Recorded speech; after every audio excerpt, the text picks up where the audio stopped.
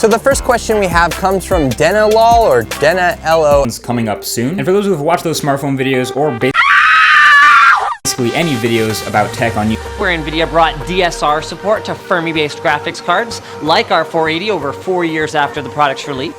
they're borderline replacing point and shoots. They've gotten screens so good that they eclipse the... For both the wireless AC 1300 megabit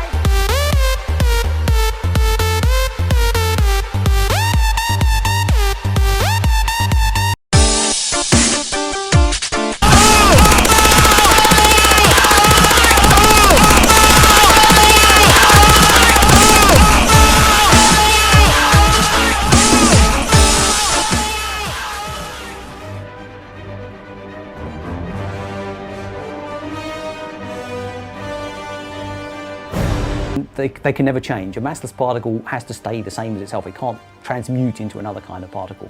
Whereas it turns out that if neutrinos do have some mass, then they can transmute. And in particular, there are actually 3 types of neutrinos, and the neutrinos can then flip between these different types of neutrino. So that was